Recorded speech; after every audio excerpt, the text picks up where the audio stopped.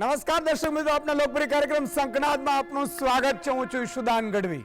પ્રથમ ગ્રાસેજ મક્ષિકા સ્પીકર માટે સરકારની પરીક્ષા. નવી સરકાર, નવા પડકાર. 18મી લોકસભાનું પ્રથમ સંસદીય સત્ર આજથી શરૂ થયું છે, જે 3 જુલાઈ સુધી ચાલશે. સત્રમાં સૌથી મોટો મુદ્દો લોકસભા સ્પીકરની ચૂંટણીનો છે, પરંતુ સરકાર માટે પ્રથમ ગ્રાસેજ મક્ષિકા જેવો ઘાટ સર્જાયો છે. બહુમતી કરતાં ભાજપની બેઠકો ઓછી હોવાના કારણે આ વખતે સત્તાધારી પક્ષ માટે સ્પીકર પદની ચૂંટણી ખૂબ જ પડકારજનક બની છે. લોકસભામાં સ્પીકર પ્રોટોકોલ અને ગૃહની કાર્યવાહીને નિયંત્રિત કરે છે. સરકારને મજબૂત કરવા ભાજપ કોઈ પણ ભોગે સ્પીકર પદ જાળવી રાખવા માંગે છે. આઝાદ ભારતના ઇતિહાસમાં પ્રથમ વખત સ્પીકર પદની ચૂંટણી યોજાય તેવા સંજોગો ઊભા થઈ રહ્યા છે. લોકસભા સ્પીકર માટે વિપક્ષ પણ ઉમેદવાર ઉતારી દે તો નવાઈ નહીં. સ્પીકર પદ માટે ચૂંટણી યોજાશે. અત્યાર સુધી એવી નોબત નથી આવી કે સ્પીકર પદની ચૂંટણી યોજવી પડે. એવું થશે તો શાસક અને વિપક્ષની સર્વસંમતિથી સ્પીકરની વરણી થવાની અત્યાર સુધીની પરંપરા તૂટી જશે. આઝાદી બાદ અત્યાર સુધી લોકસભા સ્પીકર અને ડેપ્યુટી સ્પીકરની વરણી સર્વસંમતિથી થતી આવી છે, અને સ્પીકરનું પદ સત્તાધારી પક્ષ અને ડેપ્યુટી સ્પીકરનું પદ વિપક્ષ પાસે રહેતું હોય છે. વિપક્ષ માત્ર એક જ શરતે લોકસભા સ્પીકર પદ માટે સમાધાન કરવા તૈયાર છે કે ડેપ્યુટી સ્પીકર વિપક્ષમાંથી હોવો જોઈએ. વિપક્ષને ડેપ્યુટી સ્પીકર પદ જોઈએ છે. જો ભાજપ આ માટે સહમત થાય છે તો જ વિપક્ષ સ્પીકર પદ માટે એનડીએના ઉમેદવારને સમર્થન આપશે. પરંતુ ભાજપની એ મજબૂરી છે કે તે વિપક્ષને ડેપ્યુટી સ્પીકર પદ આપી શકે તેમ નથી, કારણ કે ટીડીપીને ડેપ્યુટી સ્પીકર પદ આપીને રાજી રાખવી પડે તેવી સ્થિતિ છે.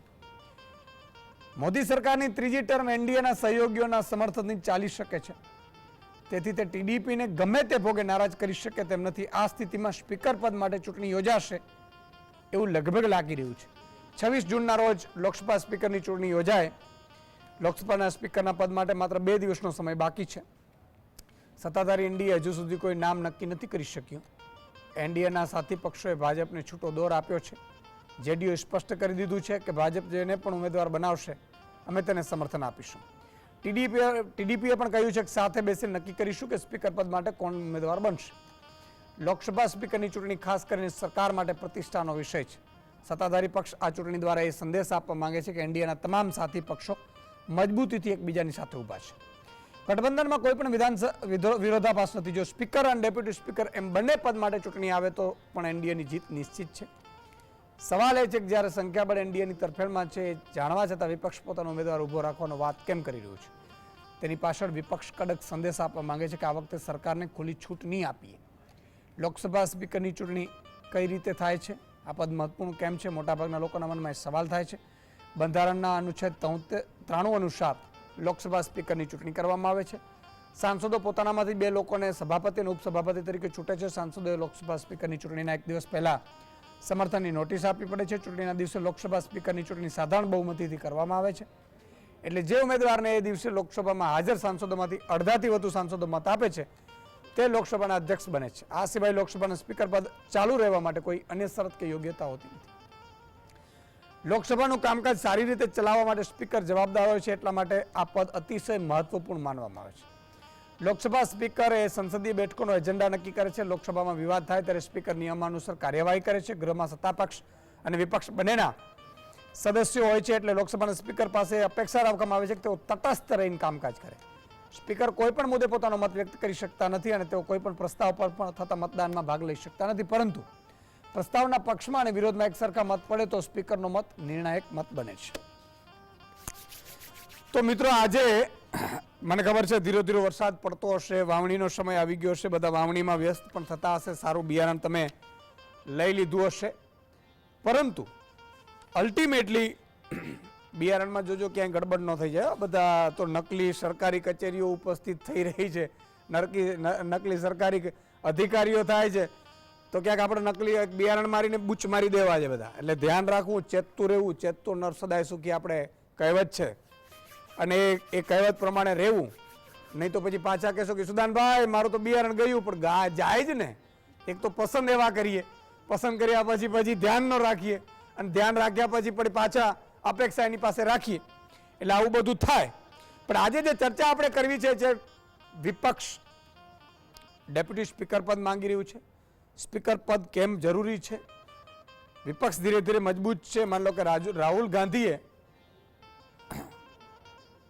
15 દિવસની કામગીરીનો હિસાબ આપ્યો અને એમાં એણે એક ટ્વીટ કર્યું છે, ભીષણ ટ્રેન દુર્ઘટના, ટ્રેનમાં પ્રવાસીઓની દુર્દશા, કાશ્મીરમાં આતંકી હુમલા, દૂધ, દાળ, ગેસ, ટોલ ટેક્સમાં ભાવ વધારો.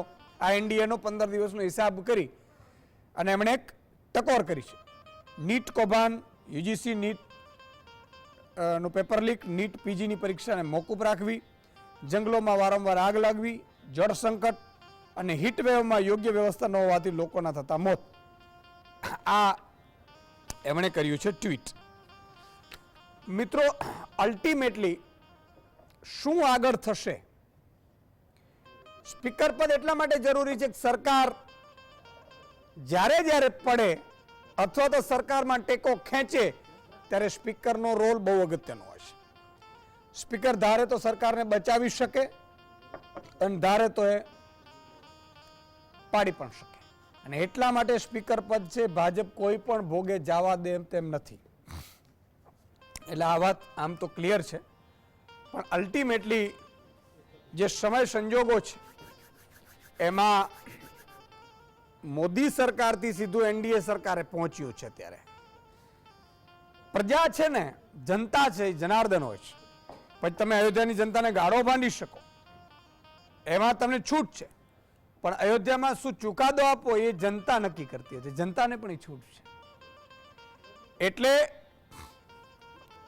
આજે એના ઉપર આપણે ચર્ચા કરવી છે અલ્ટિમેટલી કે કેમ આ રાયણું જે કહેવાય એ પહોંચશે કે કેમ. આમ તો ખેલાડીઓ બેઠા છે. ખેલાડીઓ એટલા માટે કહું છું કે ગમે તેવી રાજ્ય સરકારો હોય, રાજ્ય સરકારોને ઠેકાણે પાડી દીધી. મને તો ઘણા એવું કહેતા હતા, હરિભાઈ, કે 250 આવી હોત ને કદાચ એનડીએ ને તો પણ એનડીએ બેસી જાય એવી સ્થિતિઓમાં છે. કારણ કે ઘણાને સરકારો બચાવવી છે, ઘણાને દેશ બચાવવું છે, ઘણાને બંધારણ બચાવવું છે. શું કોને બચાવવું ની ખબર જ નથી પડતી યાર. અને એ જો તમને મને ખબર પડી જાય તો આ કાંડો ન થાય પાછા. એટલે અલ્ટિમેટલી આજે તમામ મુદ્દા ઉપર ચર્ચા કરવી છે. આપણે સવાલ લઈ લઈએ. એટલે તમે બધા વોટ્સઅપ ખોલીને બેઠા છો, ફટાફટ જવાબ મોકલવા માંડો, પછી હું મહાનુભાવોને લઉં. વિસ્તારની દ્રષ્ટિએ ભારતનું સૌથી મોટું રાજ્ય કયું છે? વિસ્તારની દ્રષ્ટિએ ભારતનું સૌથી મોટું રાજ્ય કયું છે? એ મધ્યપ્રદેશ, બી રાજસ્થાન, સી ઉત્તર પ્રદેશ, ડી મહારાષ્ટ્ર. તમારા જવાબ અમને વોટ્સઅપ કરો 7016311312 નંબર પર. તમારું નામ અને ગામનું નામ ખાસ લખવું. ફટાફટ કરજો. 5 જે દર્શક મિત્રો સિલેક્ટ થશે એને આપણે છેલ્લે નામ બોલીશું અને નામ ચલાવીશું પણ ખરા. તો આ તમામ મુદ્દા ઉપર ચર્ચા કરવા માટે આપણી સાથે 4 મહાનુભાવ જોડાયા છે. ડોક્ટર હરિભાઈ દેસાઈ, રાજકીય વિશ્લેષક છે, વરિષ્ઠ પત્રકાર છે. નરેશભાઈ દવે, વરિષ્ઠ પત્રકાર છે. ધ્વનિબેન લાકાણી, બંધારણની બાબતોના જાણકાર છે. દિલીપભાઈ પટેલ, સિનિયર પત્રકાર છે. 4 મહાનુભાવોનું ખૂબ ખૂબ સ્વાગત છે. હરિભાઈ, તમારાથી શરૂઆત કરવી છે કે 400 પાર હતું એ કોની વાત હતી ખબર નથી, ક્લિયર કર્યું નહોતું કે ભાઈ શેની વાત છે, અને એમાં આપણે કંઈ પડી ન શકીએ કારણ કે તો ઘણો ટાઈમ થઈ ગયો. હવે 240 સીટ સાથે ભાજપ અને પછી એનડીએ સરકાર. સ્વાભાવિક છે કે એક જે તબક્કો ઘટ્યો એ ઘટ્યો અત્યાર સુધી મોદી સરકાર હતું, ભાજપ સરકાર નહોતું. એમાં એક પગથિયું ડાઉન ગયું પછી એનડીએ થી ચાલે છે. હવે ટીડીપી અને તમે તો એ બેને બહુ સારી રીતે ઓળખો છો, ભાઈ પલટુરામ જેને આપણે કહીએ છીએ, નીતિશભાઈ. અને મને ખબર છે કે નરેન્દ્રભાઈ જ્યારે પ્રચારક પણ નહીં હોય 1990-91માં, એ વખતે ચંદ્રબાબુ નાયડુ કેન્દ્રની સરકારો ઉથલપાથલ કરતા હતા. ચંદ્રબાબુ નાયડુ એ છે જે એનટી રામારાવ જ્યાં લોકપ્રિય નેતા કહેવાતા અને ફિલ્મ ક્ષેત્રમાંથી આવ્યા હતા, લોકો એને ભગવાન માનતા હતા. એ એના જમાઈ, અને જમાઈથી કારકિર્દી શરૂ થઈને સસરા અને જમાઈએ ઘરે બેસાડ્યું. આ ચંદ્રબાબુ નાયડુ. બીજી બાજુ દર 6 મહિને અથવા દર 12 મહિને સરકારો બદલી નાખે, 40 કે 42 ધારાસભ્યો હોવા છતાં મુખ્યમંત્રી વર્ષોથી બેઠા હોય, કોઈની પણ સરકાર હોય, આ નીતિશ કુમાર, શું આખું પિક્ચર તમે જોઈ રહ્યા છો? અને આનો લાભ વિપક્ષ પણ લઈ શકશે કે પછી એવું થશે કે લોકસભા સ્પીકર બન્યા બાદ 30-40 સાંસદો જે ઘટે છે, ખટાખટ ભાજપમાં આવી જશે? શું લાગે છે? ઈસુદાનભાઈ, સ્થિતિ એવી છે કે આપે કહ્યું કે 400 પારની ક્યાં વાત કરવી. 400 પારનો હિસાબ એમણે આપ્યો હતો. 370 અમારા અને બાકીના એનડીએના પૂંચડિયા ખેલાડીઓના. અચ્છા. એમાં ભાઈ ઘૂસી ગયા 240. આમ તો મોઢું બતાવવા જેવી સ્થિતિ ન રહી, પણ ભક્તોને છે ને એ રાજી કરવા માટે એમણે છે ને સતત કંઈ ને કંઈ નવો મસાલો આપવો પડે. એવા લોકોની એમણે સાથે એવા લોકોને સાથે લેવા પડ્યા કે જે છે ને એમણે સતત પ્રચાર દરમિયાન હિન્દુ મુસ્લિમ કર્યા કર્યું, જે જુઠ્ઠાણાઓ ફેલાવ્યા. અને આ બંને જણા નીતિશ અને ચંદ્રબાબુ નાયડુ એમનો ટેકે એમની કાખગોળીથી ભાઈએ સરકાર રચવી પડી. હવે સરકાર રચી છે, ચંદ્રબાબુ એ તો સોદાબાજ છે અને રાજ્યને માટે સોદો કરે તો એમાં કશું ખોટું નથી, કારણ કે અટલજીના વખતમાં પણ ચંદ્રબાબુ એમણે સરકાર સાથે જોડાવાનું નક્કી નહોતું કર્યું, માત્ર એને ટેકો આપતા હતા. અને સૌથી વધારે લાભ એમણે આંધ્રપ્રદેશને અપાયો હતો. નરેશભાઈ ત્યારે કદાચ ત્યાં ઈટીવીમાં હૈદરાબાદ હશે. એટલે ચંદ્રબાબુ છે ને એ આમ તો મૂળ બધાનું ગોત્ર તો કોંગ્રેસ જ છે અને નરેન્દ્રભાઈને તો ઉધારીના જ ફાવે છે બધા, અને પાછા કૌભાંડ પુરુષો ફાવે છે. અચ્છા. 70,000 કરોડ કા ગોટાલા કરને વાલે અજીત પવાર को हम छोड़ेंगे नहीं.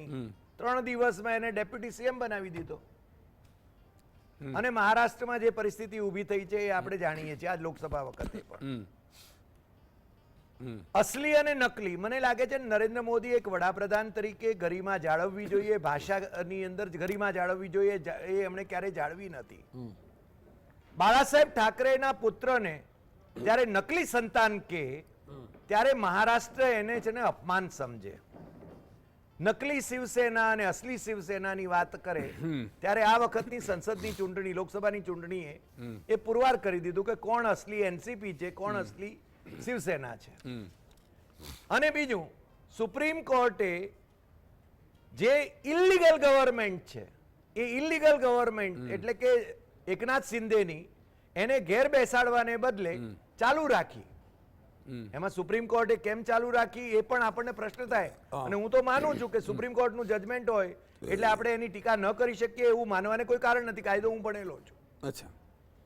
એટલે એમણે ED, CBI, enforcement directorate, CBI, NIA, income tax, આ બધાનો જે રીતે દુરુપયોગ કરીને જે રીતે લોકોને વશ કર્યા, ઓપરેશન લોટસ કર્યું, સરકારો તોડી, અત્યારે ભાઈની બકરી ડબ્બામાં છે. અને એ બકરી ડબ્બામાં ત્યાં સુધી છે, તમે સાચી વાત કહી કે સ્પીકરની પરમ દિવસે ચૂંટણી થાય એના પછી ભાઈ છે ને વાઘ થઈ જશે.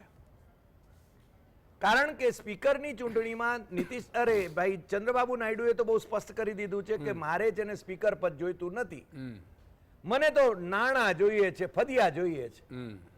મારી અમરાવતી રાજધાની માટે જોઈએ છે અને બીજા પેલા જળ પ્રોજેક્ટ માટે જોઈએ છે. અને નરેન્દ્ર મોદી એને ગરજ છે એટલે એ તો સરકાર છે ને ત્યાં આગળ નાણાં ઠાલવશે. જેડીયુ એને તોડી નાખવામાં હતા ત્યારે છે ને આમણે પલટુ રામે પલટી મારી, કારણ કે એમને અંદાજ આવી ગયો હતો કે મારી પાર્ટી તોડી નાખે. એટલે સ્પીકરની ચૂંટણીમાં નરેન્દ્રભાઈ બહુ સેફ થઈ ગયા છે. હવે એમાં છે ને બીજો એક પ્રશ્ન ઉભો થયો છે, પણ આરએસએસ ના સુપ્રીમોએ જે નિવેદન કર્યું એમના અહંકાર વિશે, એના પછી ભાઈ છે ને સર્વાનુમતિની વાત કરવા માંડ્યા છે. પણ એ છે ને આ સ્પીકરની ચૂંટણી થાય ત્યાં સુધી સર્વાનુમતની વાત કરશે, બાકી અત્યારે ઇમરજન્સીની વાત કરવાનો ક્યાં અર્થ હતો? આવતીકાલે ઇમરજન્સીને 50 વર્ષ થાય છે. આપણે બધા ઇમરજન્સીની વિરુદ્ધમાં રહ્યા છીએ. અમે તો અમારા ગુરુ જે સેન્ટ ઝેવિયર્સમાં બબાભાઈ પટેલ હતા, એ જેલમાં હતા 19 મહિના, એમની સાથે રહ્યા. પણ ઇમરજન્સીના નામે ભાઈશ્રી વાત કરી રહ્યા છે અને કોંગ્રેસને ભાંડી રહ્યા છે. જે કોંગ્રેસ 20 વર્ષ ઇમરજન્સીના 20 વર્ષ પછી પણ 20 વર્ષ સુધી એને સરકાર રચી, લોકોએ જનાદેશ આપ્યો. માર્ચ 77માં ઇન્દિરા ગાંધીને હરાવી દીધા દેશની પ્રજાએ. અને આ વખતે ભાઈશ્રીની પણ સરસાઈ તમે જોઈ છે. અયોધ્યામાં આંગળીએ પકડીને રામલલાને લઈ જવાની વાત કરતા હતા, પણ અયોધ્યા ડિવિઝનની 5 લોકસભા બેઠકો એ હારી ગયા છે. એ સ્વીકારવામાં એમને જેને તકલીફ પડી રહી છે. પણ સ્પીકરની ચૂંટણીની વિશે હું જરૂર કહીશ કે એ તો એ જીતી જશે. તો વાઘ એટલે શું? પછી છે ને વાઘ એટલે કે તમે જે કહ્યું એ કે પછી તોડફોડ કરવી, કેટલી કોણ એને કઈ પાર્ટીને તોડું છું, કેમ છે, કારણ કે દરેકની જેને મજબૂરીઓ છે. વાયએસઆર કોંગ્રેસના જગનમોહન રેડ્ડી, હું એની એફિડેવિટ વાંચતો હતો ઇલેક્શન કમિશન, 29 કેસીસ એની સામે છે અને એની સામે મોટા ભાગના કેસીસ એ ઈડી અને સીબીઆઈ ના છે. અને એ કેસીસ પાછા કોંગ્રેસના કેન્દ્રમાં કોંગ્રેસ હતી ત્યારના છે, મોટા ભાગના 2011ના. અને આ ભાઈશ્રીની સરકારે એનો ઉપયોગ કરીને એને જખ મારીને એમને ટેકો આપવા માટે 10 વર્ષ સુધી લોકસભામાં કે રાજ્યસભામાં ટેકો આપવા માટે ફરજ પાડી. ઓકે, આ પરિસ્થિતિ છે. બિલકુલ. એકાદ દર્શક મિત્ર લઈ લઉં એટલે મને એમ થાય કે તમે પણ સહયોગી જોડાવ છો, કારણ કે મહાનુભાવો તો જોડાતા હોય, પણ તમે જોડાવો એટલે વિશેષ આનંદ થાય. જીતુભાઈ ગઢડાથી જોડાય છે. જી જીતુભાઈ. જલાલપુર મારું ગામ છે, જલાલ તાલુકો ગઢડા સાહેબ. હાજી હાજી. મોટો ડાયવર્ટ કરીને મહાભારત વિશે બોલવો છે, ગુજરાત સમાચાર વિશે. વાહ વાહ. તમારો અવાજ કપાય છે. હા, 1 મિનિટ ચાલુ રાખો, મારો ફોન હાલે. હા, વરસાદ હશે એટલે ટાવરમાં નહીં હોય એવું હશે. ના, ટાવર તો બરોબર મળે, પણ ઓલો સ્પીકરો. હા, સ્પીકર ઓન હશે. હા, હું ચાલુ કરું છું સાહેબ, 1 મિનિટ મને. હા. 1 મિનિટ. મહાભારતના યુદ્ધની અંદર 2 મિનિટ, 1 મિનિટ મને ચર્ચા કરો. મહાભારતના યુદ્ધની અંદર કુંતામાએ અભિમન્યુને 7 ગાંઠ મારી. હા. એમાં 1, 2, 3, 4, 5 ને 6. 1 એટલે આપણી પૃથ્વી, 2 એટલે સૂર્ય ચંદ્ર, 3 એટલે 3 દેવતા, 4 એટલે 4 વેદ, 5 એટલે પંચમહાભૂતનો બનેલો આ દેહ, અને 6 એટલે 6 શાસ્ત્ર. પછી બીજી ગાંઠમાં કીધું 7, 8, 9, 10, 11 ને 12. હવે 7 સમુદ્ર ને 8મો જે છે ને એની વિશે મારે થોડુંક બોલવું છે. 2 મિનિટ. ગુજરાત સમાચાર 8 અક્ષરનું. 1890માં એની સ્થાપના થઈ, પ્રજાબંધુ પ્રેસ કરી. બોલો.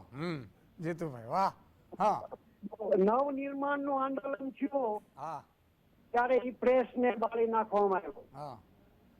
પછી એને પેલા ઈ પ્રેસ ને રાતના 12 વાગ્યા પેલા મશીનરી લાવી અને બધું ચાલુ કરાવી દીધું. ઈ ગુજરાત સમાચાર. હવે એમાં શ્રેયાંશભાઈ શાહ અને શ્રીમતી શ્રુતિબેન શાહ. હા, બરોબર છે. જેને અમારે બધા અહીંયા ગુજરાત સમાચારમાં મારો બેનનો ભાણેજ છે, બિપિનભાઈ વ્યાસ. એ બધા જેઠાણી તરીકે નહીં પણ ભાભી તરીકે. બિલકુલ, પણ મજબૂત છે અને લોકોનો અવાજ ઉઠાવે છે, એનો આનંદ છે. બાકી ઈશુદાન ગઢવી ટાઈગરને પાડવો બહુ અઘરો હોય છે. સાચું ને? હા, એટલે પણ ખૂબ ખૂબ આભાર જીતુભાઈ. તમે આજે મહાભારતમાં વિચાર કરો નરેશભાઈ, આ આપણું આ સંસ્કૃતિ છે, ગઢડામાંથી એક નાના ગામમાંથી કેટલું બધું જ્ઞાન ધરાવે છે. તમે યશોદાનભાઈ મહાભારતની વાત કરી તો હું એ કહું કે રાજકારણમાં પણ મહાભારત જ હોય છે. રાજકારણમાં ક્યારેય તમે એવું ન ઈચ્છો કે બધી સૌહાર્દતા હોય. હરિભાઈ દેસાઈ તો અમારા પત્રકારત્વના ગુરુ છે, એમની પાસેથી પત્રકારત્વના પાઠ અમે શીખ્યા છીએ. પણ એમણે જે વાત કરી એનેથી હું થોડોક અલગ એટલા માટે જઉં છું કે રાજકારણની અંદર બધા યુદ્ધ ખેલાતા હોય છે, અંદર અને બહાર બંને. એમાં તમે એવી અપેક્ષા ન રાખો. મને ખબર છે એક વખત મને એક મુખ્યમંત્રીએ કહ્યું હતું કે ભાઈ અમે પક્ષ ચલાવી છે, ભજન મંડળી નહીં. આ શબ્દો એમના હતા જ્યારે અમે એમને 2-4 સલાહો આપવાની વાત કરી ત્યારે. એટલે મારું એવું માનવું છે કે તમારો જે સવાલ છે એ અત્યારે મને એવું લાગી રહ્યું છે કે આજે લોકસભામાં જે રીતે નવા સાંસદો એ પોતાના શપથ લઈ રહ્યા છે, બરોબર છે, એ જ સમયે આવતીકાલે કટોકટીને યાદ કરીને પ્રધાનમંત્રીના નિવેદને આ વિવાદ જગાવ્યો છે. મારું એવું માનવું છે એમણે બહુ વ્યવસ્થિત રીતે આ બાબતને જોડી દીધી છે. એટલા માટે કે કોંગ્રેસે સંવિધાનની વાત કરી તો એમણે એમને યાદ અપાવડાવી કે તમે એ સંવિધાન ત્યારે ભૂલી ગયા હતા જ્યારે તમે કટોકટી નાખી ત્યારે. અને વાત તો સાચી જ છે, હરિભાઈ પણ મારી સાથે સહમત છે, કટોકટી જે યોગ્ય નથી જ. કટોકટી નાખી ત્યારના દ્રશ્યો અમે તો બધા ત્યારે તો મને યાદ છે કે હું ત્યારે તો SSCમાં હતો, પણ એ પછી પત્રકારત્વના વિદ્યાર્થી તરીકે અને પત્રકાર તરીકે અમે જાણ્યું ત્યારે અમને ખબર પડી કે આવું ભારત દેશમાં શક્ય બને જ નહીં. અને એ સરમુખત્યારશાહીનો જે ગાળો આવ્યો એ 19 મહિનાની જે કટોકટી છે, કટોકટી વિશે મારા કરતા હરિભાઈ વધુ પ્રકાશ પાડી શકે. એટલે મારું એવું માનવું છે કે એમણે માત્ર યાદ અપાવડાવીને કોંગ્રેસને ઉશ્કેરી છે. કોંગ્રેસ જ્યારે સંવિધાનની વાત કરે છે કે સંવિધાન બચાવો, ત્યારે એમણે એમને અરીસો બતાવ્યો છે. અને હું એવું માનું છું કે ભાઈ શાસક પક્ષ ને વિરોધ પક્ષ એ બંને રાજકારણી જ છે, એમાંથી કોઈ કથાકાર તો છે નહીં કે સુષ્ટુ વાતો કરે. એટલે નરેન્દ્ર મોદીએ એમને કટોકટીની યાદ અપાવીને ઉશ્કેર્યા અને વિપક્ષ તરીકે હવે કોંગ્રેસ વધુ મજબૂત છે.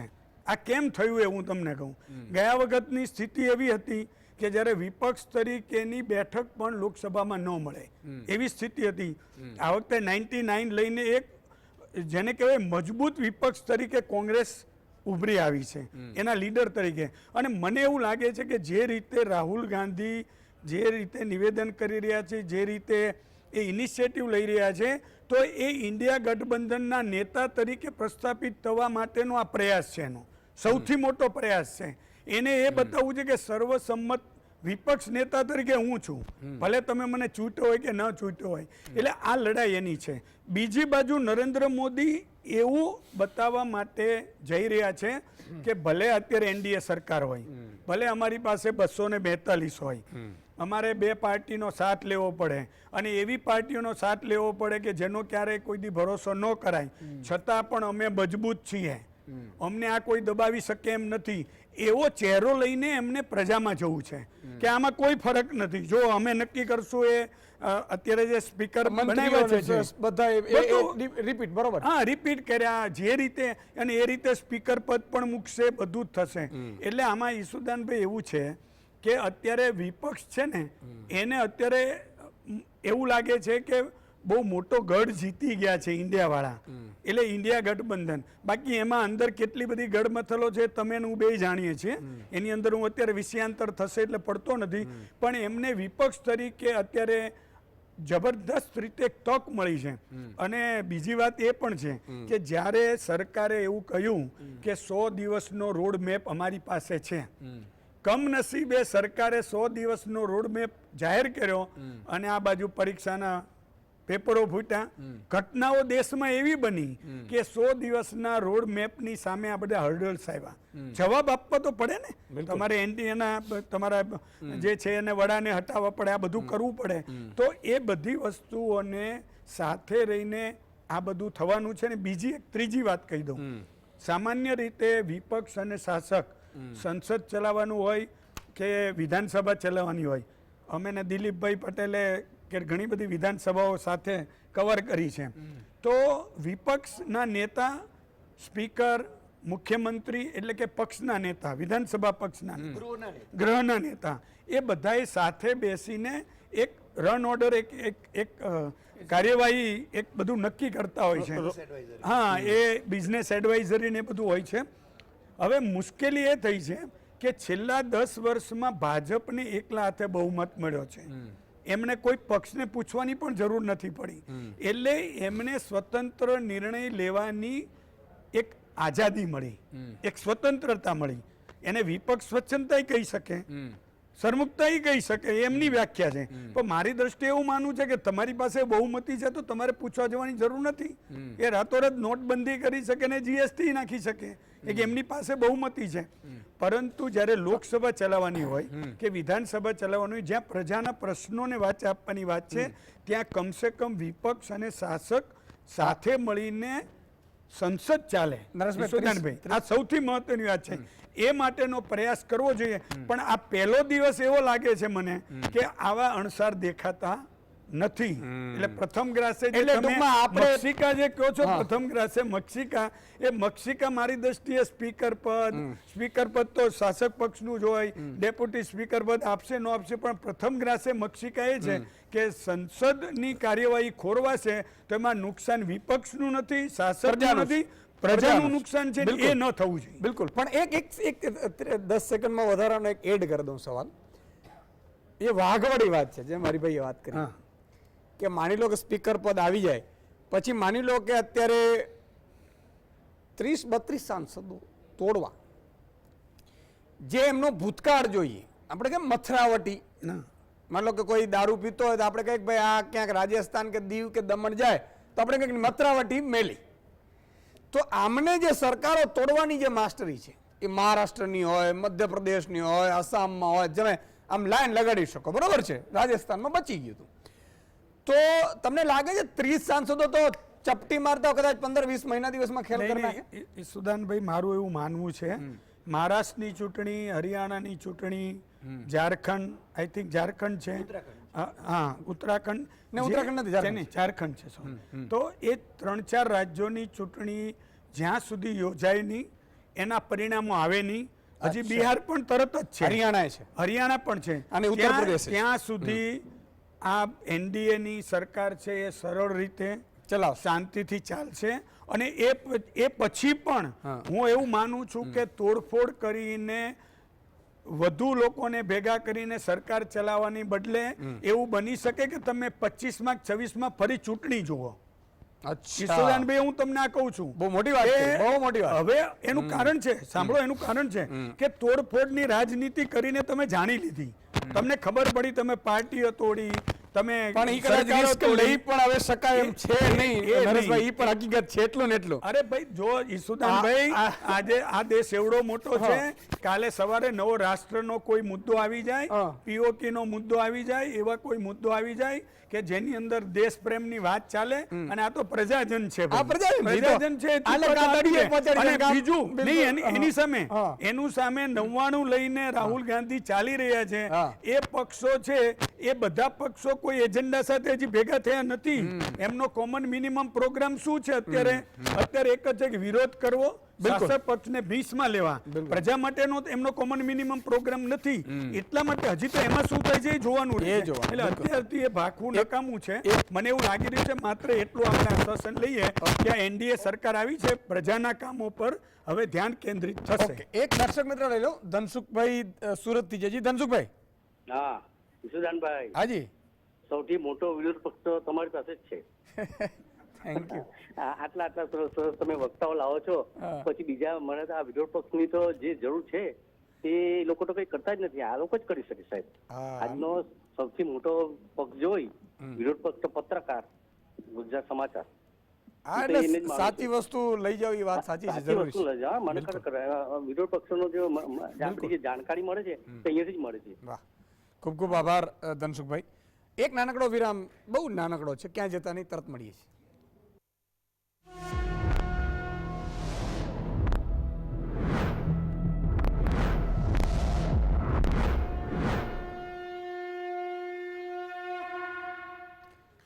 વિરામ બાદ દર્શક મિત્રો ફરીથી આપનું સ્વાગત છે. અને તમામ મુદ્દાઓ ઉપર ગરમા ગરમ, વરસાદમાં જેમ ભજીયા અને ગાંઠિયાની અત્યારે જે મોજ માણે એવી ગરમા ગરમ ચર્ચા ચાલે છે. અને એમાં હું જે રોલ અદા કરી રહ્યો છું એ માત્ર ને માત્ર આ વડીલોને હલાવવાનો ચર્ચા કરી મારો જે અત્યારનો રોલ છે એ છે. દિલીપભાઈ, એક વસ્તુ સમજવાની કોશિશ એ કરવી છે કે 2019માં ચંદ્રબાબુ નાયડુ વિપક્ષનો ઝંડો લઈને આગળ વધ્યા હતા અને 24માં નીતિશ કુમાર. બે વસ્તુ. બીજું કે જે ભાજપને જેણે સપોર્ટ કર્યા છે, માની લો કે એ જગનમોહન રેડ્ડી છે, અત્યારે એના કાર્યાલયો તૂટે છે, માન લો કે અહીંયા માન લો કે સરકાર બદલે કદાચ કમલમો તૂટે એવું બની શકે, એમ આપણે કહેતા નથી. આ તો સંભાવનાઓ બધાની હોય એમ ત્યાં જગનમોહન રેડ્ડી કાર્યાલયો નથી બચાવી શકતા પોતાનું. પેલા નવીન બાબુ જે પાછલા બારણેથી ભાજપને ખૂબ સપોર્ટ કરતા હતા અને ભાજપે આખું અજગરની જેમ ઘડી ગયું, સુપડા સાફ થઈ ગયા. હવે તમે શું આ પિક્ચરમાં જોઈ રહ્યા છો? પિક્ચરમાં તો જો આમાં પહેલી વાત તો એ છે કે સ્પષ્ટ બહુમતી તો નથી, છતાં પણ બહુમતી મેળવવાના તમામ પ્રયત્નો કરશે. જે રીતે આપણે ગુજરાતમાં જરૂર નથી છતાં પણ કર્યું છે, અને નરેન્દ્ર મોદીની મંજૂરી વગર તો થયું જ ન હોય. તો કેન્દ્રમાં પણ જે ગુજરાતમાં જે કરતા હતા નરેન્દ્ર મોદી, એ જ કેન્દ્રમાં કરી રહ્યા છે અને હજુ પણ એ જ કરશે. તો મને લાગે છે કે જે એમને અત્યારે 60 જેટલા MP ઓછા છે, તો એમાંથી બીજા પક્ષમાંથી 30 તોડી લાવે અને માનો કે પછી ચંદ્રબાબુ નાયડુ કે નીતિશ કુમાર મદદ ન કરે તો ત્યારે આનો ઉપયોગ થઈ શકે. અત્યારે તો એવું લાગ્યું છે અને અમિત શાહને એને છૂટો દોર આપશે. અમિત શાહના બધા જ ઓપરેશનો કરવા દેશે એને, અને જેટલા બને એટલાના રાજીનામા અપાવીને ફરીથી ચૂંટણી કરાવશે. જો અર્જુન મોઢવાડિયાને અહીંથી જો રાજીનામું અપાવીને ભાજપમાં લેતા હોય, ગુજરાત છે દિલીપભાઈ, હા ગુજરાત દેશ અલગ છે. જો પણ દેશમાં પણ રામ મંદિરના કારણે 25 સીટ ગઈ એવું બધા કે, પેપર ફૂટ્યા, કૌભાંડો થઈ, આપણે કોઈ બ્રિજ થયું, મોરબી કાંડ થયું, આ થયું, પણ અયોધ્યામાં જ ઘરે બેસાડી દીધા. એટલે અહીંયા ગુજરાત છે અને ત્યાંના સાંસદો ને અહીંયા તો બીજા સાંસદો છે નહીં. આ પણ એમાં યુસુદાનભાઈ જે રાજકારણ છે, રાજકારણમાં મોટાભાગે જે એક માઇન્ડ સેટ નક્કી થયેલું આપણે જાણીએ છીએ. નરેન્દ્ર મોદીનું કેવું માઇન્ડ સેટ છે ગુજરાતમાં જોયું છે આપણે, અને ચીમનભાઈની સરકાર વખતે પણ નરેન્દ્ર મોદી પણ હતા, ભાજપમાં હતા જ, અને એણે પણ એ જ સરકાર ચલાવી હતી, મિશ્ર સરકાર. તો એ શક્ય છે કે અહીંયા જે કરેલું હતું એ જ દિલ્હીમાં પણ કરે. એટલે મને લાગે છે કે જે આ તોડફોડની નીતિ છે ખાસ કરીને અમિત શાહની અને નરેન્દ્ર મોદીની, એ ત્યાં ચાલુ રહેશે. બીજી વખત ચૂંટણી આપવાની હિંમત તો નહીં જ કરે, અને એટલા માટે આ બધાને તોડશે. જે રીતે બીજી સરકારો તોડી એ રીતે આમાંથી બીજા પક્ષમાંથી તોડશે. ખાસ કરીને અપક્ષો ઉપર વધારે છે, અત્યારે 22 જેટલા અપક્ષ છે, એ 22 અપક્ષને પોતાની તરફ ખેંચી લેવા માટેના તમામ પ્રયત્નો કરશે. ઉપરાંત જે બીજા પક્ષો છે એના પણ એમપીને લઈ આવશે. શક્ય છે કે કોંગ્રેસને 8-10 રાજીનામા અપાવી દે. આ રીતે સ્પષ્ટ બહુમતી મેળવશે, એમાં તો કોઈ સવાલ નથી, કે જેથી કરીને નીતિશ કુમાર. પણ નરેશભાઈએ કીધું 4-6 મહિના 12 મહિના ચૂંટણીઓ છે એની રાહ જોશે, કારણ કે મહારાષ્ટ્રમાં સરકાર તોડી પણ ભાજપ છે સુપડા સાફ થઈ ગયા. તો એ દ્રષ્ટિએ તમારું શું મત? હા, પણ ત્યાં સુધી તો એને તકલીફ પણ નથી ને. જ્યારે લોકસભા મળશે, રાજ્યસભા મળશે, ત્યારે થોડીક તકલીફ થવાની. બાકી તો દેશ એની જે સરકાર ચલાવવામાં બીજી તો તકલીફ થવાની નથી. તકલીફ ક્યારે થશે કે આ સંસદીય જે બે હાઉસ છે એ હાઉસના પૂરતી અને એમાં એ જાળવી લેશે. એ જે નરેશભાઈ વાત કરી એની સાથે હું સહમત છું.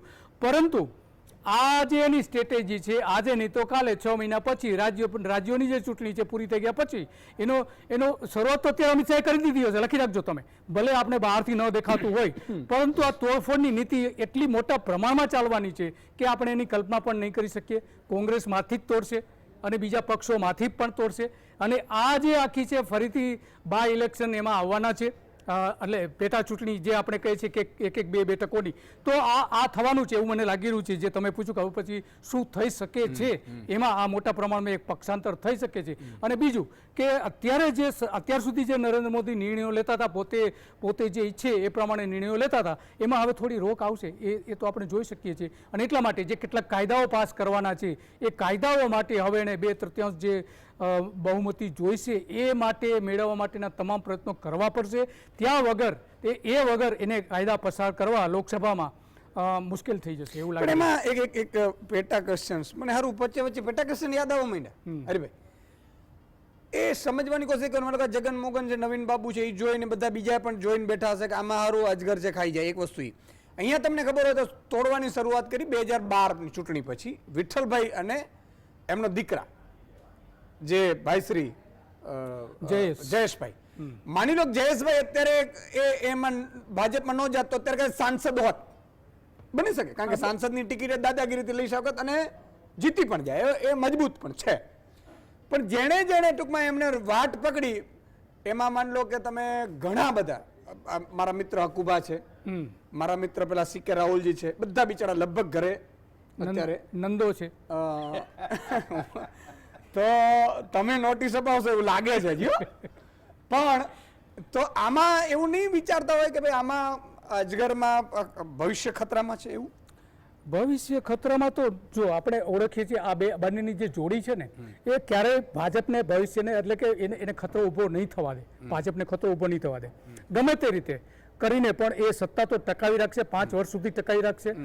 કોંગ્રેસ સામે ગમે એટલા પ્રયત્ન કરશે, ઇન્ડિયા ગઠબંધન ગમે તેટલા પ્રયત્નો કરશે, તો પણ નરેન્દ્ર મોદી એને જે કરવું છે એ કરશે ને કરશે. એમાં કોઈ જ એને રોકી નહીં શકે. આપણે જોયું છે કે જે ચૂંટણી પહેલા જે કરવા માંગતા હતા એ નહીં કરી શકે, પરંતુ અત્યારે જે સરકાર ચલાવવા માટે એને જે કંઈ કરવું પડશે બધું કરશે અને કરી શકશે પણ ખરા, એવું મને લાગી રહ્યું. ઓકે, ધુનીબેન, જે રીતે સ્પીકર તો લગભગ મને લાગે છે કે ભાજપનું આવી જાય, ડેપ્યુટી સ્પીકરે આવી જાય પછીની જે કાયદાઓ છે, કાયદાઓની ગતિઓમાં પણ માન લો કે એવું નક્કી થતું હતું કે ભાઈ કૃષિના કાયદાઓ હવે પાછા લાવે એવી શક્યતાઓ બહુ ઓછી છે, કારણ કે હવે વિવાદ થવાનો.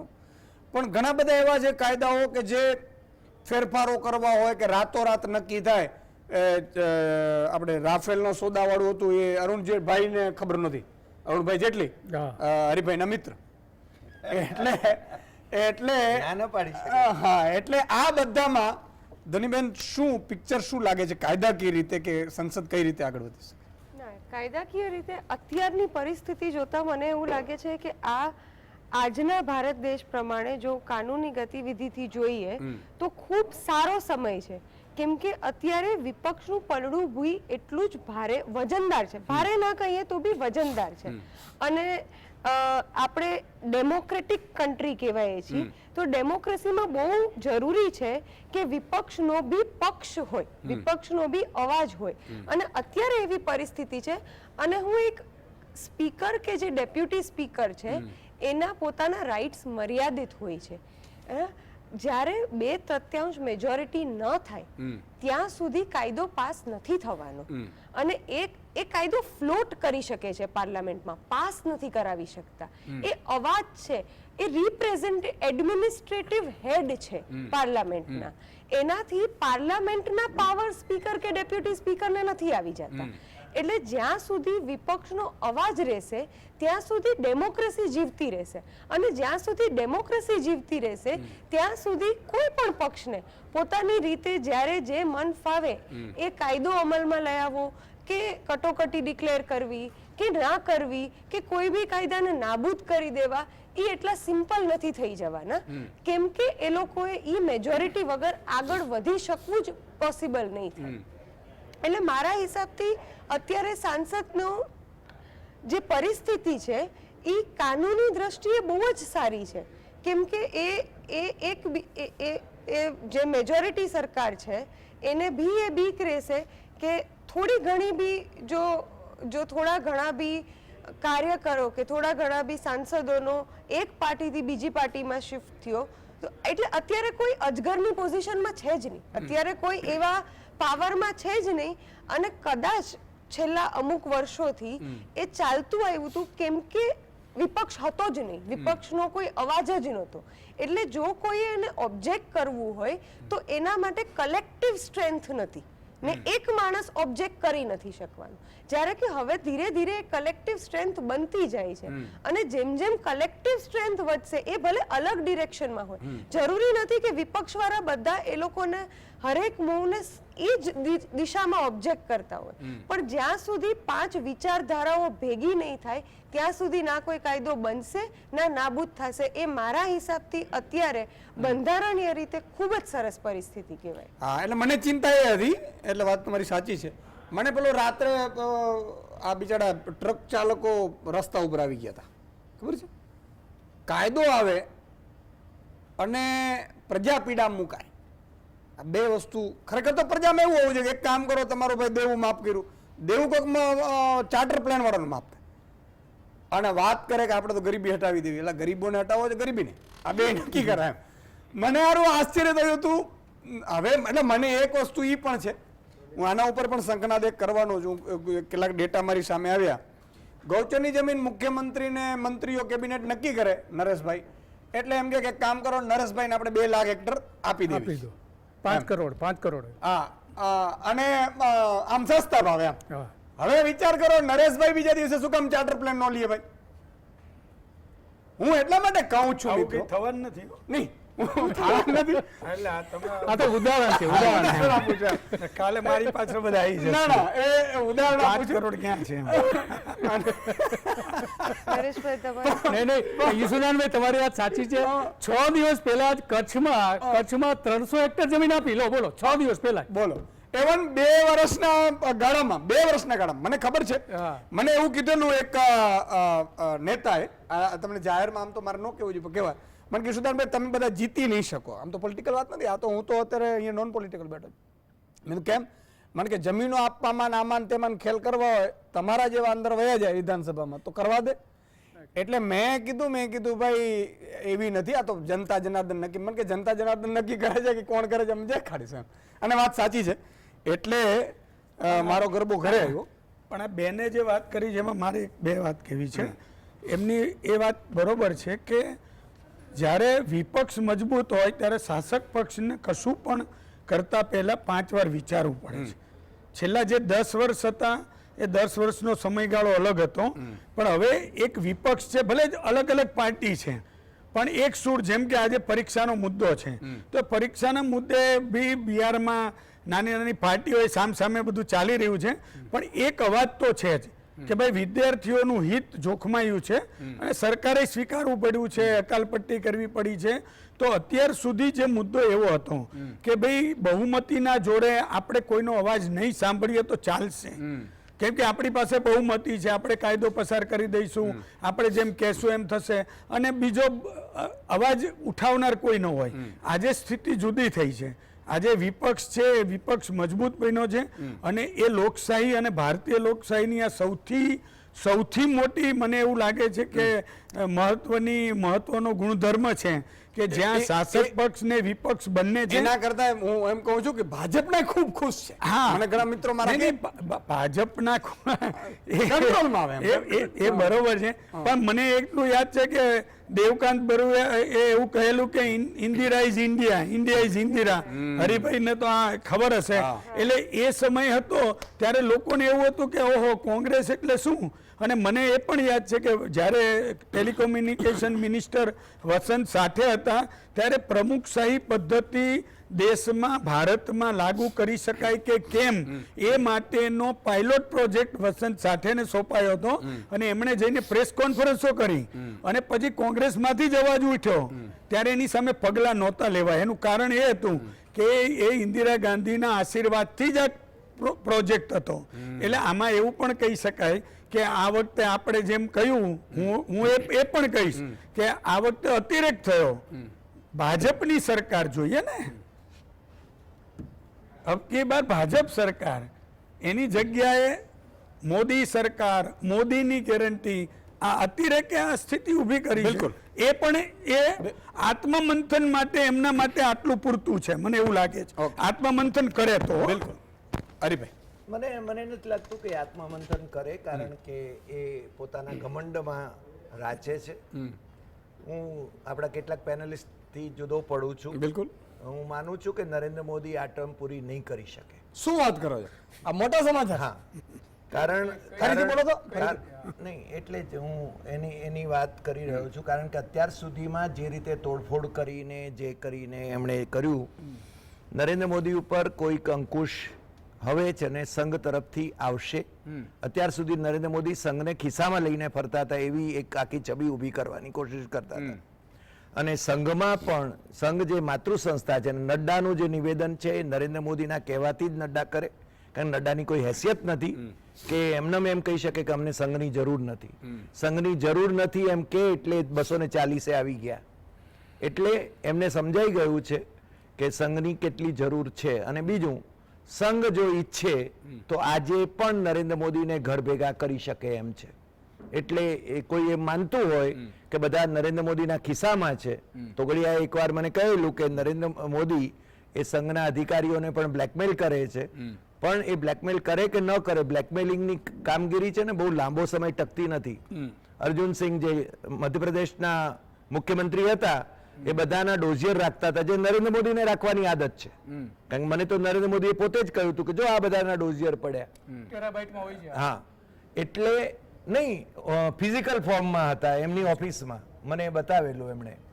એટલે આ બધી બાબત જે છે એ બહુ લાંબો સમય ચાલતી નહીં, નથી. તમે એવું કીધું કે નરેન્દ્ર મોદી ટર્મ પૂરી નહીં શકે, તો એ કયા સંજોગોમાં? નહીં, એટલા માટે જ હું કહી રહ્યો છું કે નરેન્દ્ર મોદીનો ઘમંડ જે છે એની સામે પહેલી વખત સંઘમાંથી એક અવાજ ઉઠ્યો. સંઘના કારણે, હા. સંઘમાંથી સંઘના સરસંઘ ચાલકે જ્યારે કહ્યું, હા. સરસંઘ ચાલક નોર્મલી બોલે નહીં, એ સંકેતો આપે, અને એમણે સંકેત આપી દીધો છે. હું સંઘથી બહુ નજીક છું, મને ખબર એટલે છે. મને ખ્યાલ છે પણ એમ નહીં. કે હરિભાઈ. સંઘ સંકેતો આપે. હરિભાઈ વચ્ચે 10 સેકન્ડ, કે એવા સંકેતો પ્રવીણ તોગડિયાજી એકવાર આપેલા. પ્રવીણ તોગડિયાની શું હેસિયત રહી નહીં, એ ત્યારે VHP માં હતા, સર્વેશ્વર. નહીં, હું તમને એ જ કહું છું કે પ્રવીણ તોગડિયા એ ક્યારેક દાવો કરતા હતા કે 6 જણા જે નીતિ નિર્ધારક છે સંઘના, એમાં એમનો સમાવેશ છે.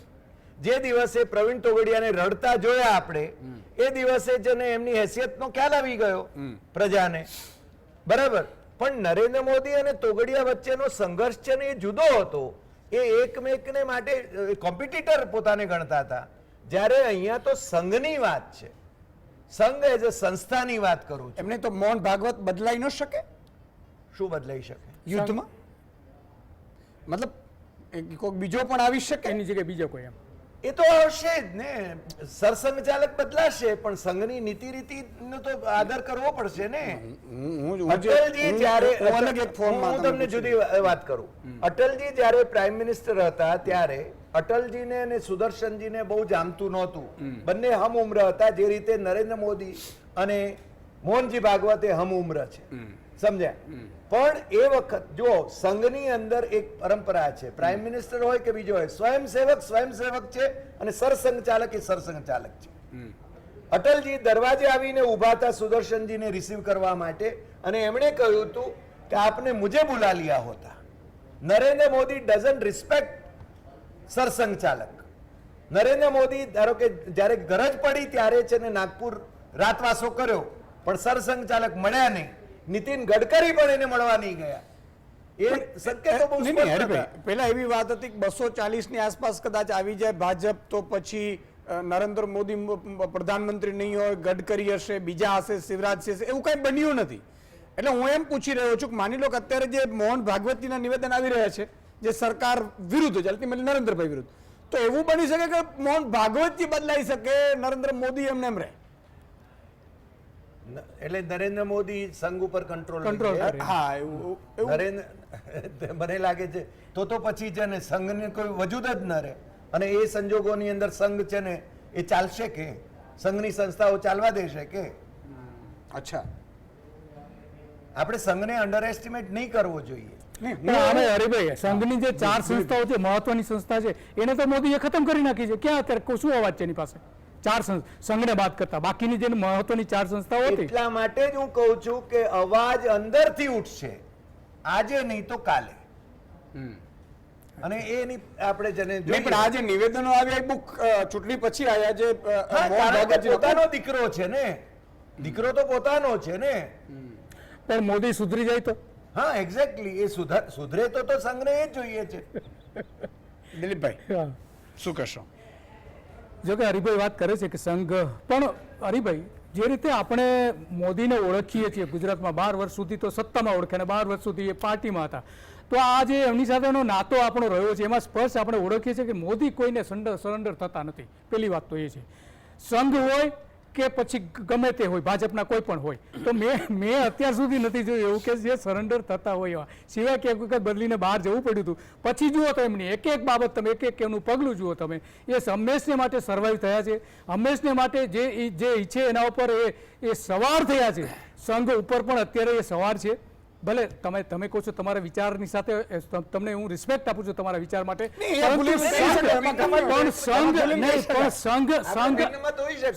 સંઘ સાથે કોઈ પણ મને નથી લાગતું કે સંઘ એની સામે અવાજ ઊંચો કરી શકે. કેમ તો પછી જે કઈ મોહન ભાગવતે કહ્યું એ ચૂંટણી પહેલા કહી શકાવત અને એને રોકી શકાવત, કેમ ન રોક્યા? પછી જ કેમ તો શા માટે કહ્યું? એટલે કે આ સંઘ છે ને માત્ર દેખાવ છે, એ નખ વગરનો વાઘ થઈ ગયો છે અત્યારે સંઘ, અને સંઘ ઉપર પૂરેપૂરો નરેન્દ્ર મોદીનો કાબુ છે. એમાં કોઈ મીન મેક નથી. એ કાબુ એટલા માટે જ એના માટે આપણી પાસે તમારી ટિપ્પણી 4 ઉદાહરણ છે એના માટે કે 4 વિશ્વ હિન્દુ પરિષદ, કિસાન સંઘ, મજૂર મહાજન સંઘ, આવી જે 4 સંસ્થાઓ છે એને ખતમ કોણે કરી? નરેન્દ્ર મોદીએ કરી, સંઘે નથી કરી.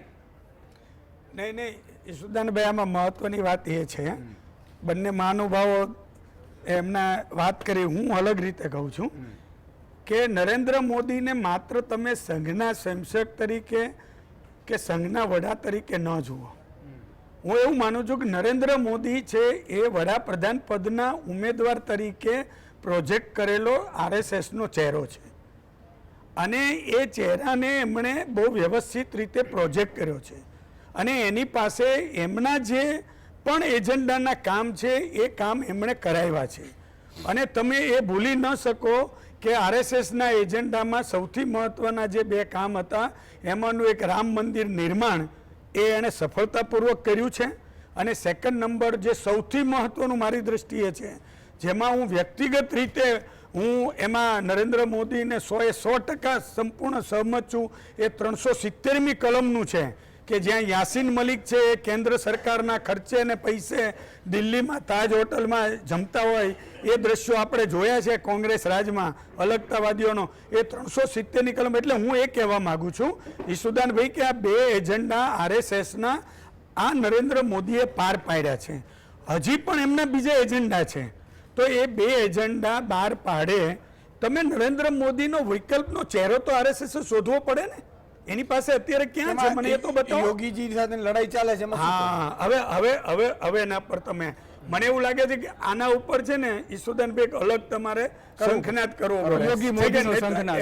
હા, એટલા માટે હવે છે નહીં, તમે જે નહીં ઈસુદાનભાઈ તમે જે મેં કહ્યું ને, એટલે હું તમને એ કહેવા માંગુ છું કે સંઘ છે એ નરેન્દ્ર મોદીનો રિપ્લેસમેન્ટ માટેની વિચારે કરે તો એના માટે બધી એક સ્ટ્રેટેજી જોઈએ ને. અને બીજું તમે એ ન ભૂલો કે નરેન્દ્ર મોદી એ ભાજપમાં લોકપ્રિયતા થોડી ઘણી ભલે ગુમાવી હોય, હું હજી ઘણા મને ભાજપ પડે એવું કહે છે કે તમે એવું ના કહો, પણ હું કહું છું કે ભાજપના કાર્યકર્તાઓ નેતાઓમાં લોકપ્રિયતા ઓછી થઈ હશે, પણ દેશના લોકોમાં ને પ્રજાજનોમાં આજે બી એ લોકપ્રિય છે. તમે ગમે તે માનો, એને કારણે નરેશભાઈ 22% પૂરતા જ છે, 22% જ માત્ર છે, 80% તો વિરુદ્ધમાં છે. અને મેં કહ્યું છે, અને અયોધ્યાવાસીઓએ પણ એ બતાવ્યું છે ને. નરેશભાઈ તમારી વાત સાથે, પણ એ 22% એની સાથે છે, બાકીના 80% તો વિરુદ્ધમાં છે. લોકસભાની બેઠકનું સંચાલન જે કરતા હોય એમાં એને આવડે. આ લોકો મેં અગાઉ હું તમને કહું કે નરેન્દ્ર મોદી હવે ઉત્તર પ્રદેશમાંથી નહીં લડે. 2000 ને અહીંયા આવી જશે. રાહુલ છે એ અમેઠીમાંથી વાત કરું છું. તો પેલા વડોદરા બી આવે. હું એવું નથી કહેતો, હું જુદું કહું છું. મારું કેવાનું બંને જગ્યાએ લડ્યો, ત્યાં હાર્યો અને ત્યાં જીત્યો. એટલે મારો નહીં, એટલે એક જ મારો મુદ્દો એક જ છે. દિલીપભાઈ અને હરિભાઈની વાત સાચી છે કે ભાઈ સંઘ છે એના કયા પ્રમાણે નરેન્દ્ર મોદીએ ચાલવું જોઈએ. એ ન ચાલે તો એને ટપારવાનું કામ, એને સમજાવવાનું કામ, ન સમજે તો બાકીના ઓપ્શન્સ છે. એ સંઘ હજી એ સ્થિતિમાં છે કે એને એની સાથે સંવાદ કરીને વાતચીત કરીને કરશે, એટલા માટે કે હજી એ સંસ્થા 100 વર્ષ થશે 2025માં. એટલે એ બાકીની બધી સંસ્થાઓ દિલીપભાઈ કીધું એની સાથે હું સંમત છું. પરિષદ, વનવાસી પણ તમે બંને બહુ નજીક છો સંઘના, એટલા માટે મેં ટાઈમ વધારે લીધો. હરિભાઈ પણ એટલા ને એટલા જ છે, અને એમાં નજીકથી હું ઓળખું છું એટલા માટે કહું છું. પણ એજન્ડા પૂરો કોણ કરશે? હું તમને કહું, 2 એજન્ડા પૂરા કરીને બતાવ્યા છે એને. એના માટે 10 સેકન્ડ હરિભાઈ તમારા લઈશ આમાં થોડું. ના, એટલે હું માનું છું કે સંઘ વિના એ ચાલી શકે નહીં, એ બહુ સ્પષ્ટ છે. નરેન્દ્ર મોદીને ધારો કે ટપારવાનું, અને દિલીપભાઈ જેમ કહ્યું એમ કે ધારો કે સંઘના એજન્ડાને આગળ વધારે. સંઘનો એજન્ડા ઘણો લાંબો છે, ઘણો મોટો છે. અને બીજું, સુપ્રીમ કોર્ટનું જજમેન્ટ આવ્યું છે, રામ મંદિર એમનેમ નથી બનાવ્યું. રામ મંદિર તો ઓર્ડિનન્સ લાવીને બનાવવાનું હતું. પણ મોહન ભાગવત ને પ્રધાનમંત્રી હતા ત્યાં, ભલે રાષ્ટ્રપતિ નતા, એટલે એ સંઘનો એજન્ડા તો એમણે કર્યો. નહીં, અગ્રીડ. બીજું હજુ તો ઘણા બધા એજન્ડા છે. એટલે મારું એમ કેવું છે કે સંઘ વિરક્ત થઈને મોદી કાંઈ કરી શકે નહીં. હરિભાઈ, તમે આજે એજન્ડાની વાત કરો તો સંઘનો સૌથી મોટો એજન્ડા તો હિન્દુ રાષ્ટ્ર છે, એ ક્યારે કરી શકશે? હવે તો મુસ્લિમ અનામતની વાત કરવાની છે ને મોદીએ. આ એ તો આપી ને, નાયડુની સાથે બેસીએ તો નમાજ પડે છે. નાયડુ નમાજ પડે છે. ઓબીસી માંથી આપવાની પાછી. હા. ઓબીસી માંથી જે વાત કરી હતી એમણે જ પોતે કે ભાઈ કોંગ્રેસ લેખિત આપે પણ આવું નહીં યાર. પણ હરિભાઈ હમણાં જે એક મોહન ભાગવતે હમણાં હું ધોનીનો ટાઈમ લઈ લઉં. એક બહુ મહત્વનો મુદ્દો છે. 4 દિવસ પહેલા મોહન ભાગવતે એવું કહ્યું કે 100 વર્ષ સંઘને પૂરા થાય છે અને એ જે અમે ઉજવણી કરવાના છીએ એ ઉજવણી અને અમારા જે નિર્ણય હશે, અમારો નિર્ણય એવું કહ્યું કે એ એવો હશે કે સદીઓ સુધી ભારતના લોકો યાદ રાખશે. એટલે એ કયો નિર્ણય હોઈ શકે હરિભાઈ? મને સમજાતું નથી. ભાઈ ચોકાઓના માટે તો નરેન્દ્ર મોદી જાણીતા છે. તમે જોયું કે 2025 માં એવો કોઈક નિર્ણય આવશે બધાને ચોંકાવી દેવા માટે નરેન્દ્ર મોદી જાણીતા છે. બિલકુલ. સંઘ વગર મને એવું લાગે છે કે આ એક રાતના બે પૈડાઓ છે. તો કોઈ એકને તમે એવું કહો કે મોદી સાહેબ સંઘનો ફેસ છે અને એમની પાસે ઓલ્ટરનેટિવ નથી, એ જ રીતે સંઘને બી આગળ વધવા માટે એમની જરૂરત છે. એટલે અત્યાર સુધી અને જે લોકપ્રિયતા હતી એના કારણે અત્યાર સુધી એ એકમુખી શાસન ચાલી શકતું હતું. કેમ કે અગર એ નામ હટી જાય છે તો સંઘનું અસ્તિત્વ ઘણું નીચે પડી જાય છે. એટલે એ સંઘે પોતાનું અસ્તિત્વ જાળવી રાખવા બી એ નામની જરૂરત છે. પણ ધીરે ધીરે ધીરે જ્યારે એ મોનોપોલિઝમ ડાયલ્યુટ થતું જાય છે, એવી રીતે ઓપ્શન્સ ઉભરશે. Indira is India and India is Indira જ્યાં સુધી એપ્લિકેબલ હતું એ જ ઇન્દિરા ગાંધી કોંગ્રેસ પાર્ટીમાંથી ડિસ્ક્વોલિફાય થયેલા છે. એટલે એ મોનોપોલિઝમ એક હદથી વધારે ક્યાંય ચાલી જ ના શકે અને એ સ્થિતિ ધીરે ધીરે આવશે. અને હવે એવું છે કે જનતા પાસે બી બીજો એક પર્સપેક્ટિવ, એક બીજો એક દ્રષ્ટિકોણ છે જોવા માટે, જે પહેલા હતો જ નહીં. કેમ કે એક જ સંઘ હતું, એક જ પાર્ટી હતી, એક જ શાસન હતું. તો એ લોકો જે કહેતા હતા એના સિવાયનો અલગ વિચાર કરવા માટેની કોઈ જાગૃતતા નથી. હવે જે બીજા વિચાર આવશે, જે બીજા વિચારો ઉભરશે, એનાથી સંઘની અંદર કયો કે કેમ કે સંઘ બી જનતા જ છે, જનતાની અંદર એક બીજો દ્રષ્ટિકોણ ઊભો થશે. એ દ્રષ્ટિકોણ સાથે જો માપમાં રહી શક્યા તો એ ચહેરો આગળ વધશે. જ્યારે કે એ દ્રષ્ટિકોણને જો માન ના આપી શક્યા તો એ કોઈ પણ રાજકીય નેતા, એ કાલે ઇન્દિરા ગાંધી હોય કે આજે મોદી સાહેબ હોય કે આવતીકાલે બીજું કોઈ હોય, જો એ જનતાના દ્રષ્ટિકોણની સાથે નહીં ચાલી શકે તો એમની રાજકીય કારકિર્દી આગળ નહીં. બિલકુલ. તમે તો બંધારણ બાબતોથી પોલિટિકલ એનાલિસ્ટ થઈ ગયા. મુદ્દો બહુ સરસ મુદ્દો છે. અને બીજું કે સંઘ પાસે મોદીના વિકલ્પો નથી એવું માનવાને કોઈ જ કારણ નથી. એમ યસ, બેને જે વાત કરી એની સાથે હું એકદમ સંમત છું. આજે નહીં તો કાલે સંઘની પાસે 10 વિકલ્પો હશે, પણ તમે કહ્યું એ વિકલ્પ નથી. અચ્છા. યોગી મહારાજ વિકલ્પ નથી, કારણ કે યોગી જેને એ સંઘના કંટ્રોલમાં રહી શકે એમ નથી. યોગી ભારતીય જનતા પાર્ટીને તોડી નાખવા માટે એને હિન્દુ વાહિની પાછી રિવાઇવ કરી. અત્યારે યોગી જેને સંઘના ડિસિપ્લિનમાં રહી ન શકે. ઓકે, તો આ સમયનો અભાવ છે એટલે ચારે ચાર મહાનુભાવો ડૉક્ટર હરિભાઈ, નરેશભાઈ, ધ્વનિબેન અને દિલીપભાઈ, ચારેનો ખૂબ ખૂબ આભાર. ને મિત્રો, ખૂબ હેલ્ધી ચર્ચા થઈ હશે. મને એવું લાગે છે કે તમે ગરમા ગરમ તમારે ત્યાં જમતા હશો અને આ ચર્ચા સાંભળતા હશો. અને અમને પણ એટલા માટે આનંદ કે તમને ચારે બાજુના અરીસા દેખાડવાનો. આમાં જો મારા પ્રોગ્રામથી કંઈ થઈ નથી જવાનું ભાઈ હમણાં કે આ હરિભાઈ કે નરેશભાઈ કે દિલીપભાઈ બોલશે એટલે સરકારો પડી જાય ને એટલે આમ કંઈ દુઃખી થવાની જરૂર નથી એમ. હા, એટલે ઘણા લોકો ભાઈ એમ કે હા યાર હરિભાઈ આમ કે એવું નહીં. તો આ બધું એવું છે કે તમને ચશ્મા ક્યારેક આમ ને પેલો નંબર વાળા હોય તો આપણે ઉતારી લઈએ, ચડાવીએ.